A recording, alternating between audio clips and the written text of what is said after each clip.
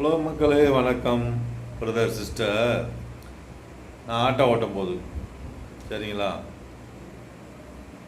காலையில் எழுந்திரிச்சு ஒரு 7 மணிக்கெலாம் வெளியேறுவேன். ஆட்டோ ஓட்டுறது போயிடுவேன். நைட்டு 12 மணிக்கு ஆட்டோ ஓட்டுவேன். சரிங்களா, அது வரைக்கும் ஓடுதோ ஓடலையோ நான் மொத்தம் ஆட்டோ ஸ்டாண்ட்லேயே இருப்போம்.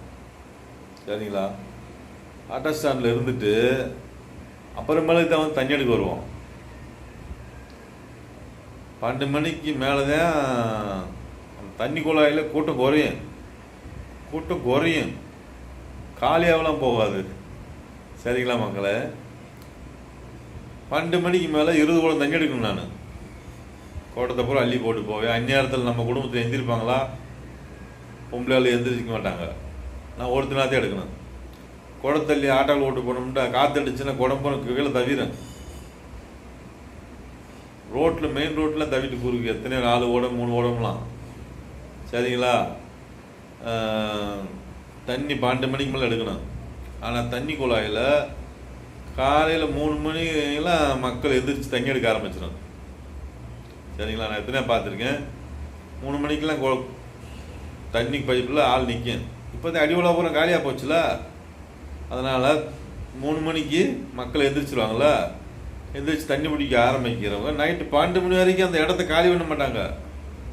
இந்த பெண்கள் தண்ணி பிடிச்சிக்கிட்டே இருப்பாங்க. அதில் ஓடையில் வேறு மக்கள் வரும் போகும் பிடிச்சிக்கிட்டே இருக்காங்க. நைட்டு 12 மணிக்கு மேலே தான் எங்களுடைய டைம் ஆரம்பிக்கும். நாங்கள் போகிறோம்டா நான் வந்து 20 கூட எடுக்கணும். அடுத்து டீ கடைக்காரர் வருவார், நம்ம குடிக்கிற டீ கடை தான். சரிங்களா, அந்த மாதிரி டீ கடைக்காரங்க, இந்த மாதிரி ஒரு குட்டியானக்காரங்க, பெரிய பெரிய போகிற லாரிக்காரங்க கூட ஒரு 50 லிட்டர் தண்ணியை பிடிச்சி வச்சு தூக்கி போவார். ஓடையில் பஸ்ஸு வரும்.